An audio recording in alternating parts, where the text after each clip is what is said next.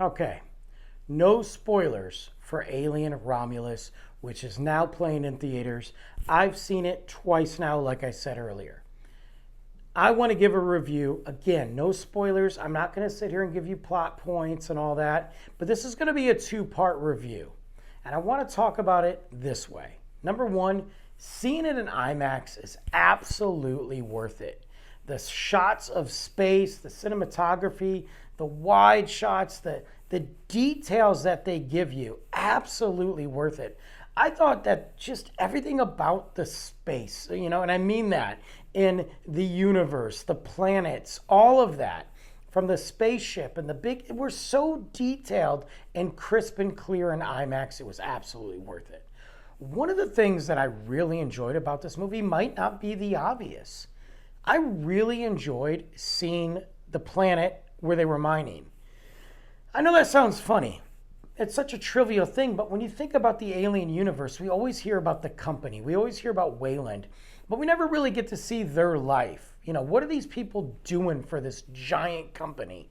What are they out there mining? How do they live? And it showed us this planet where they basically live, and it's kind of like this industrial city with zero sun, and we see just how much the company owns you. And I like that they spent time on this planet. Even though it wasn't a lot, it really kind of gave some detail and another layer to the alien Wayland universe that we haven't seen before, and I enjoyed it. I also love that we continue to use these android synthetic beings and how each one of them is vastly different and they all have a different story. And I think that's what makes these movies very unique. That being said, the characters in the movie, not really worth anything. The biggest character development and the biggest two people that I enjoyed were essentially the brother and sister.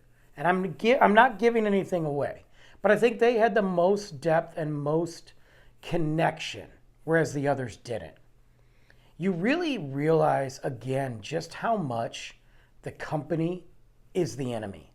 And the byproduct of that, of course, are the xenomorphs and everything that comes from the science that they're trying to do for the good of the company. I did enjoy the fact that that theme was driven throughout the movie. I also like the fact that they really gave us some jump scares that weren't obvious. There's not a lot of them, but they're there, and I enjoyed that. I love the detail of the aliens and the face huggers, and even though some of it felt like we've seen it before, where they didn't offer really anything new to certain moments, the chest burster and all that, they also did give us something new. The facehuggers, number one, look a little bit different than what we've seen in the past, but they gave us some more details for them. We learned a little bit more about them, and I thought that was very cool. We also saw some more of the hive mentality with these xenomorphs, and the actual practical effects was definitely the right way to go. It's not as gory as you would think. There are some scenes, but if you think about the original Alien film, it's really not that gory. There's moments, but there's not a lot of them. And they give you the suspense. There is definitely this nerve-wracking kind of what is happening type moment, and why are they doing this? There's a lot of why are you doing this? But that's kind of that way in most horror films, and really that way in most alien movies. Why are you doing this? Overall, the movie on the franchise, to me, wasn't my favorite.